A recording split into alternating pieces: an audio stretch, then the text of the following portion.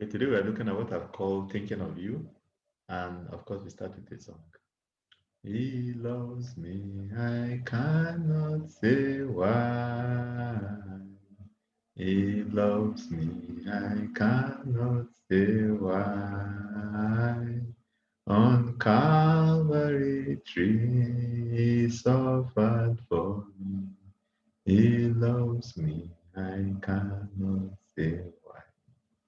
Now we're looking at what are God's thoughts towards us. Of course, we have the very popular Jeremiah 29, verse 11.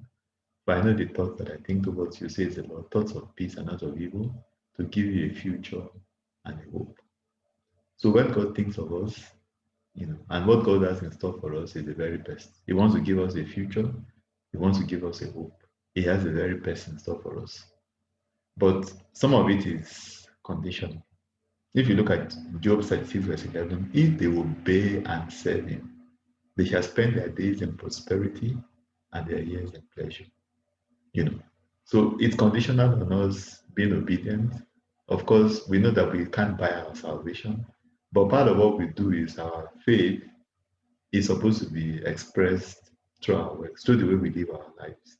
So we are really cutting God's blessings and prosperity and abundance when we obey His word.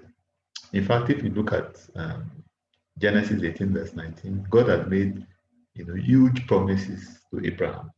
But look at God's hope in terms of Abraham. For I have known him in order that he may command his children, and his household after him, that they keep the way of the Lord, to do righteousness and justice, that the Lord may bring to Abraham what he has spoken to him.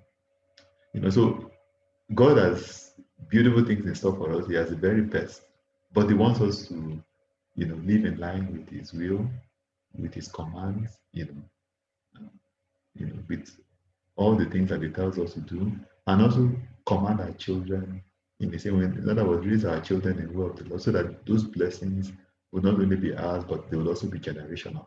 But I think a logical question would then be, but when things do not go as expected, what is really the concern? Some of it is because we've gone out of the way of the Lord. If you look at 1 Samuel chapter 2, verse 30 31, wherefore the Lord God of Israel says, indeed your house, and your father's house should walk before me forever. I had already made a plan that your house and your father's house will walk before me forever. But now the Lord says, be it far from me. Sometimes those promises, those thoughts that the Lord has for us might not come to pass. For them that honor me, I will honor, and those that despise me shall be lightly esteemed. So even though God has the very best in store for us, when we begin to take Him for granted, begin to dabble into sin, we are not honoring God. God can no longer honor us. But another reason why sometimes things might not go as expected is because there's a cross you must bear. God needs you to go through those particular challenges in order to build character. Even the Lord Himself, when He was on earth, He learned obedience through the things that He suffered. So there are some things that you must go through. I know nobody enjoys it. Even when the Lord was there, He didn't enjoy it. He fell on His face and prayed, saying, "Oh my Father, if it is possible, let this cup pass from me." But if the cup had passed, we will not have salvation. So there are some things that we might just go through. But I think at the end of the day, just keep at the back of your mind that God has the best in store for us, as long as we're not dabbling into sin.